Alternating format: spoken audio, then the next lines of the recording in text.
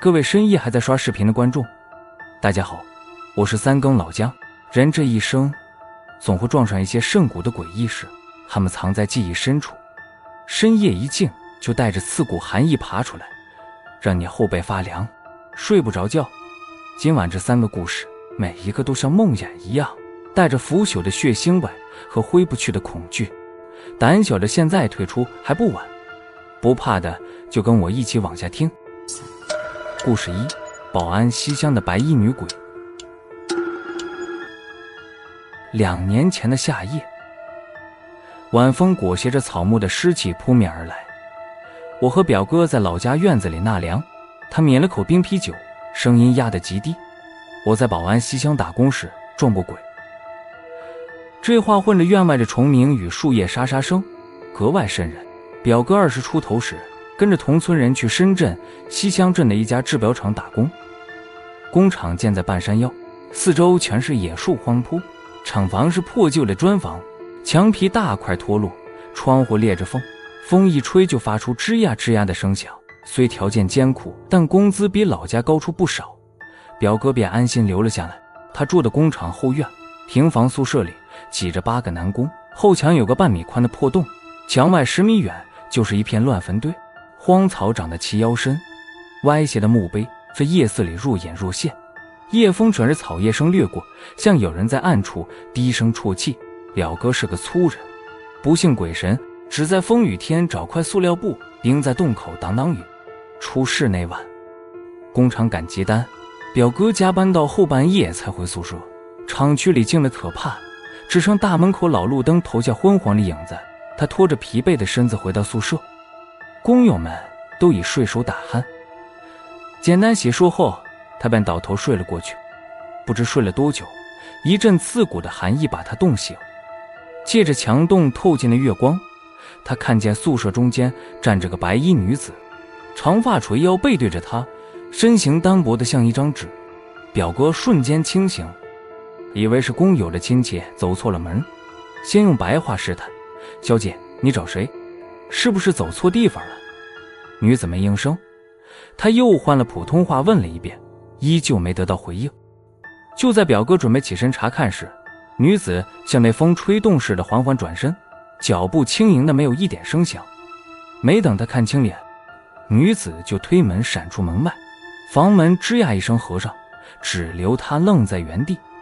表哥越想越觉得怪异，厂区大门早就锁了，外人根本进不来。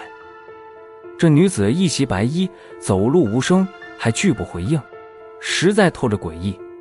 他心里发毛，披上衣服，摸黑往保安值班室走。老保安趴在桌上打盹，台灯亮着昏黄的光。表哥敲窗叫醒保安，急切地问有没有白衣女子进厂区。老保安打了个哈欠，不耐烦地挥挥手：“后半夜3点多，鬼才找你，赶紧回去睡觉，别在这儿瞎折腾。”说完，头一歪又睡了过去。鬼才找你，这话让表哥浑身发麻。他猛然醒悟，这女子恐怕不是人。冷风吹过，后背瞬间浸满冷汗，他连滚带爬地跑回了宿舍。表哥睁着眼躺到天亮，满脑子都是那个白衣女子的身影。第2天他跟工友说起这件事，有人说他是累出了幻觉，也有人说厂区建在乱坟堆旁本就不干净。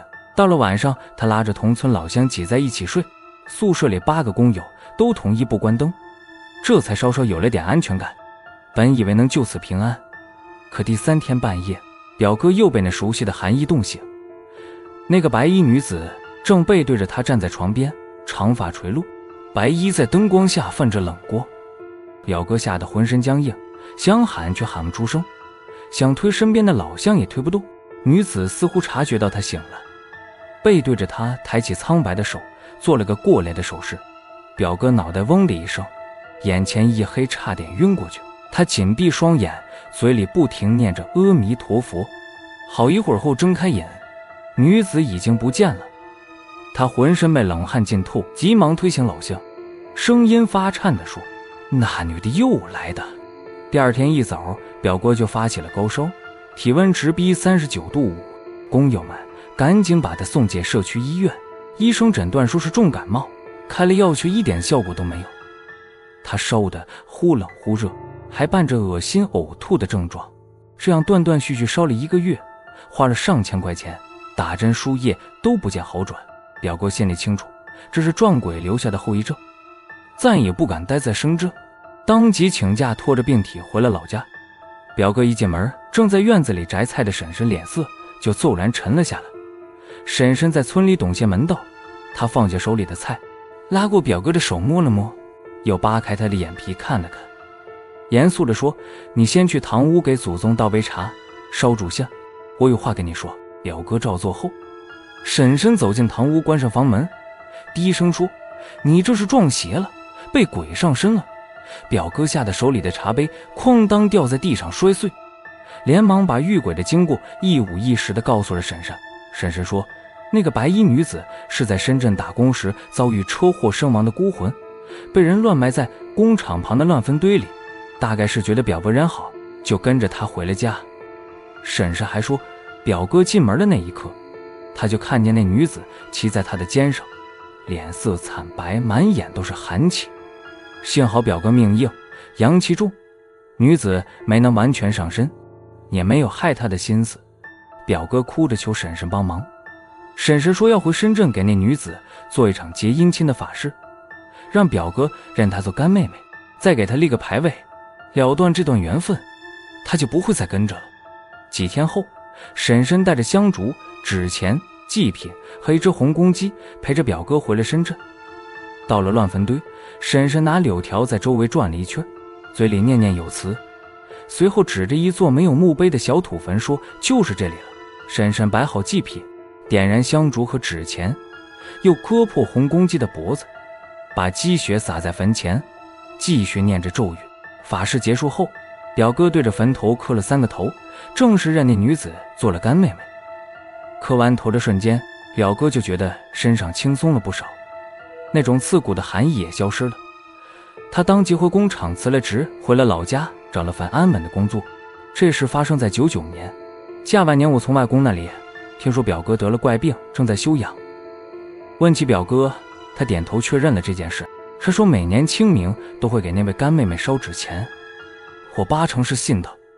这些事根本没法用科学解释，只能留待后人琢磨。保安西乡的白衣女鬼已让人心惊胆战，但更瘆人的是那些雪夜深山里不该出现的叩门声，它模仿人声，却藏着野兽的凶残。下一个故事发生在北大兴安岭的除夕雪夜。故事2：大兴安岭雪夜的狼精叩门。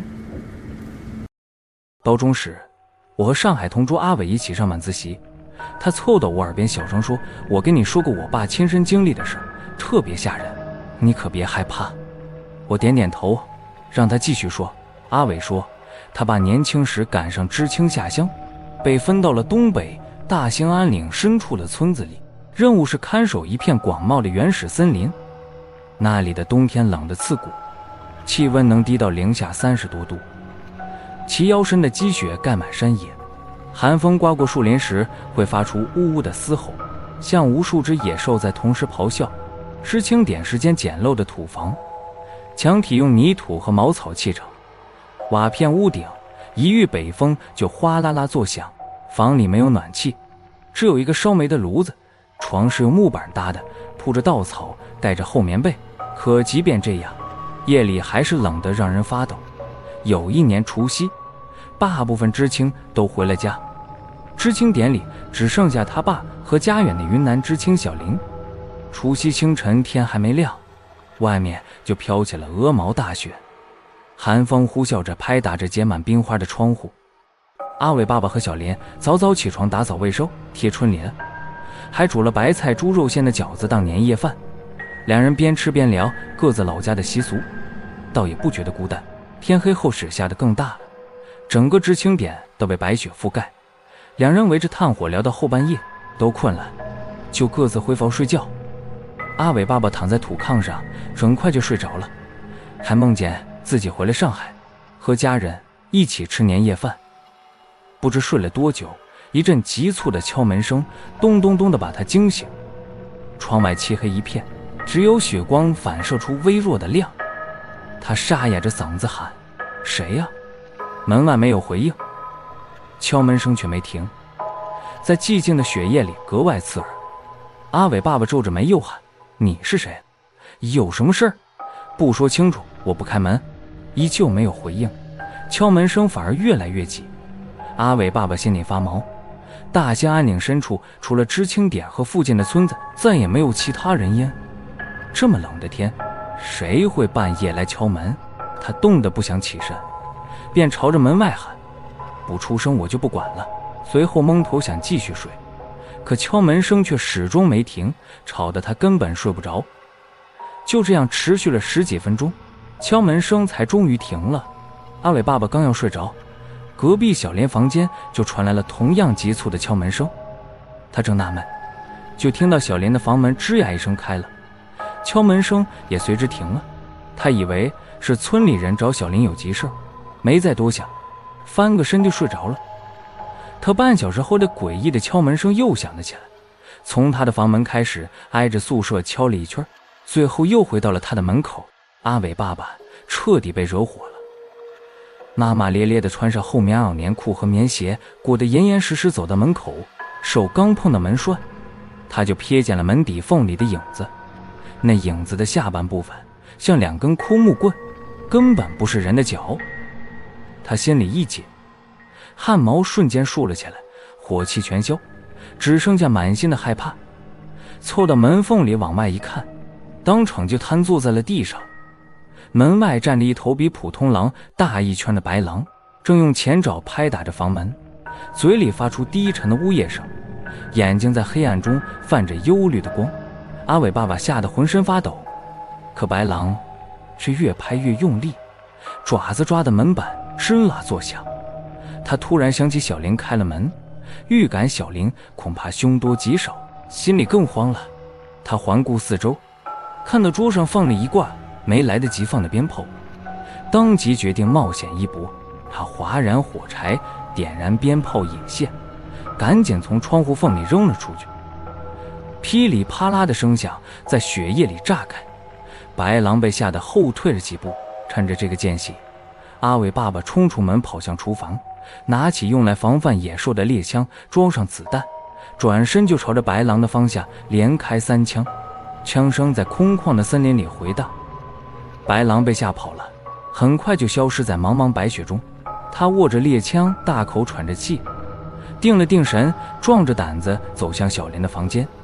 推开门，一股浓烈的血腥味扑面而来。他划燃一根火柴，往里一看，小莲倒在地上，棉袄被撕碎，脖子已经被咬断，血迹都冻成了冰。阿伟爸爸吓得大叫一声，火柴掉在地上熄灭了。他不敢再多看一眼，转身就往几里外的村子跑。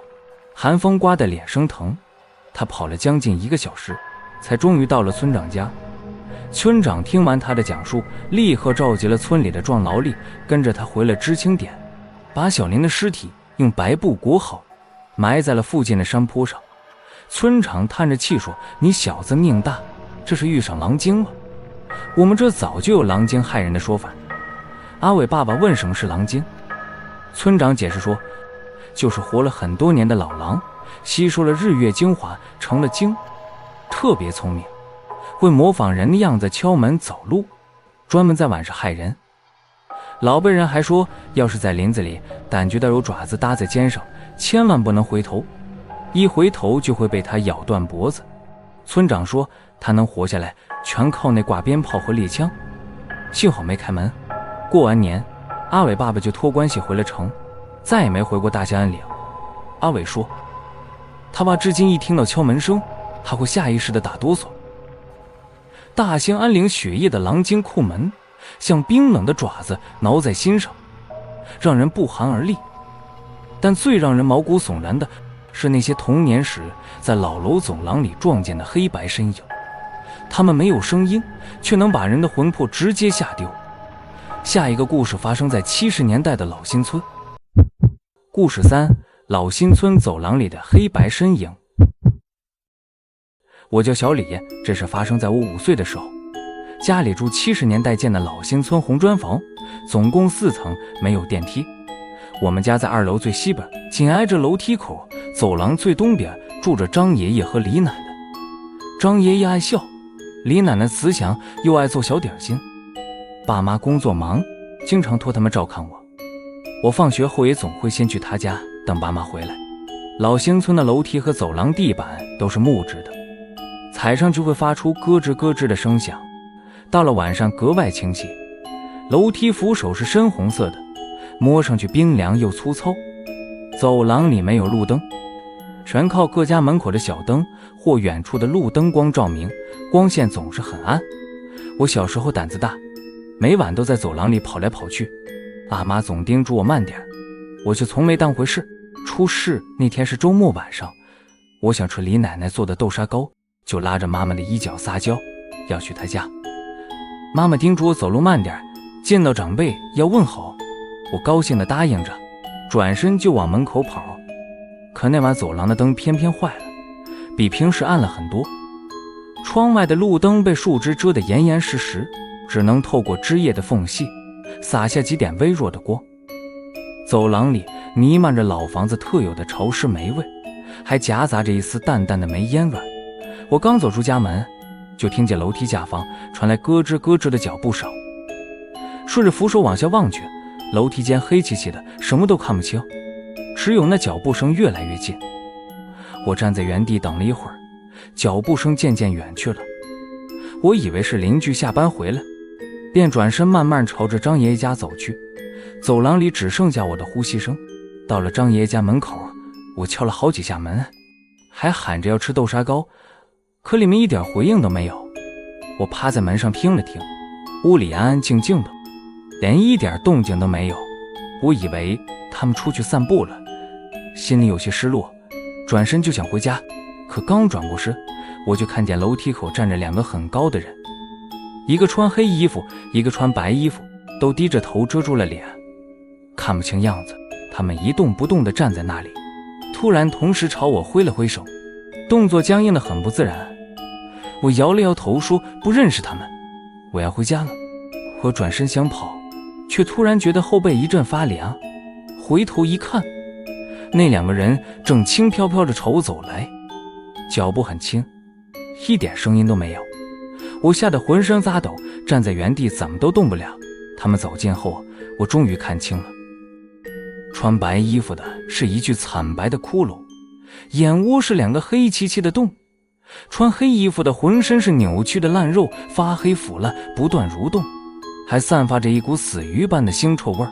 我吓得尖声大叫，转身刚跑了一步，就眼前一黑，什么都不知道了。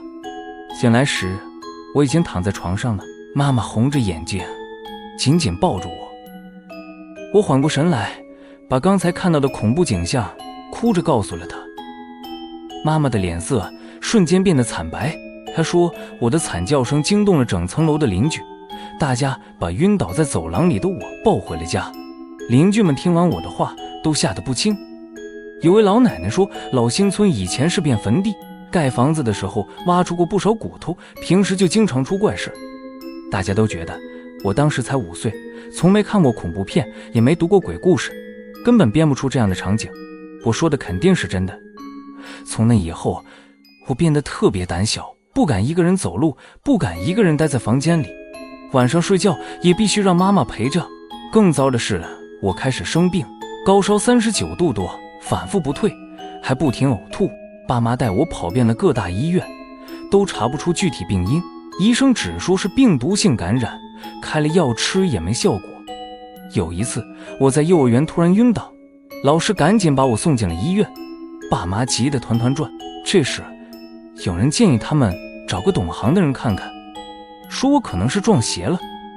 外婆从乡下赶了过来，她说我天生有阴阳眼，是被脏东西缠上了，还丢了魂魄才会变成这样。爸妈急忙求外婆帮忙，外婆找来了一位风水先生。风水先生说我的魂丢了一半，他能通过法事守住剩下的一半，但想把丢的魂找回来很难。当天晚上，风水先生在客厅里做法事，点燃香烛和祭品，拿着桃木剑嘴里念念有词，还围着我转了好几圈。他说脏东西已经被赶走了，让我们找一块开过光的铜镜挂在走廊里驱邪。第二天我的高烧就退了，也不呕吐了。张爷爷和李奶奶还特意托人从庙里请了一块带花纹的开光铜镜。爸妈按照风水先生说的，把铜镜挂在了走廊中间，正对着楼梯口。挂好铜镜后，老新村再也没出过怪事，我也没再看到过那些恐怖的东西，身体慢慢恢复了过来。但从那以后我一直很瘦。爸妈说可能是当初丢魂伤了底子，老新村早就被拆迁盖起了高楼，我也搬了家。但那段经历却永远刻在了我的记忆里。偶尔睡不着的时候，一想起那两个黑白身影，心里仍会忍不住害怕。我不算迷信，也不会轻易相信鬼神之说，但这些亲身经历的诡异事让我不得不承认，这世界上确实有太多科学无法解释的谜团。那些深入骨髓的恐惧像一道抹不去的疤痕，刻在我的心里。当年的种种疑问或许永远都解不开了。本故事为网友投稿，仅供娱乐，理性观看我。好了，本期3个投稿的故事就到这里，希望今晚大家都能睡个好觉，别想太多。喜欢这期内容的小伙伴记得帮老姜点个赞，按下订阅并开启小铃铛。如果你也有让你无法解释甚至毛骨悚然的亲身经历，或者听过身边朋友的恐怖遭遇，欢迎投稿到频道下方的投稿表单，或者直接在评论区留言，老姜会认真阅读并挑选合适的故事，在节目里用第一人称帮你讲出来，让更多人一起寒一个晚上。下期不见不散，晚安，做个好梦哦。